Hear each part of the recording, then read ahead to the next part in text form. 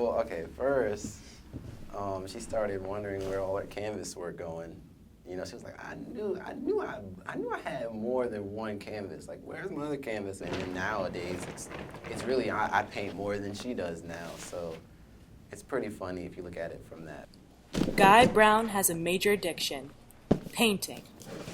I was intrigued by the first time. She came over to my apartment, and it was snowing that night. She knocked on the door. She told me she'd be up in like 10 minutes. And she was there in like 10 minutes, and she had like a suitcase with her. And in my head, I'm thinking like, oh, what is she bringing this suitcase over here for? And she pulls out these 16 by 20 inch canvas, and she pulls out one for me, and she takes hers. And I just remember she was just like, let's paint. For the past 2 years, Guy has colored his eccentric ideas and thoughts on various size canvases, staying up until 5 a.m., sometimes 7 a.m., just to finish one painting. I felt like I have to just keep doing it. That satisfaction that I got from it, that time alone, it just made me want to just keep going to Michael's, buying a canvas, and then just keep painting, you know, or with or without her. This was the first painting that I did by myself, and it's on a 48 by 36 inch canvas with acrylics.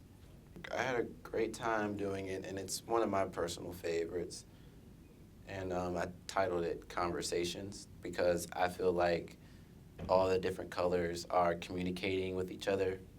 Mass murders like the Boston Marathon bombing, school shootings, and especially 9/11 had a powerful impact on Guy's emotions.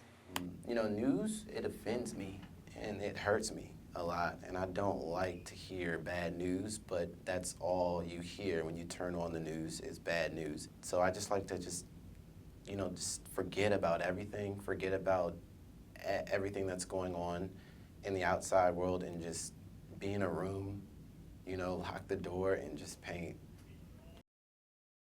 Sometimes I just I don't know, I feel like something might be wrong with me, but I would never go to the doctors for this. For about 6 years, Guy has struggled with social anxiety. I feel like sometimes I don't feel like I want to be social. You know, I'll just literally wake up and I just don't want to talk to people per se. I just want to kind of do what I have to do and then go home. According to the American Psychological Association, college students reported with anxiety disorders have spiked since 2010. I started to really notice it maybe my junior or senior year of high school. And I don't know. First, it was strange because I was the complete opposite, like freshman and sophomore year. I was always like the loudest kid, and like everybody knew who I was. And then 11th grade, 12th grade, I just kind of just got quiet on people all of a sudden. Guy is an EMF student at Towson University living on campus. Guy is constantly surrounded by people and forced to participate with classmates for various video productions. Like if I didn't feel like talking or being social with people and I'd have a presentation or something like that, I just have to kind of put on a front and pretend. I can't be like that. I'm not like a jerk or anything, but I just don't feel like I want to talk or be bothered per se.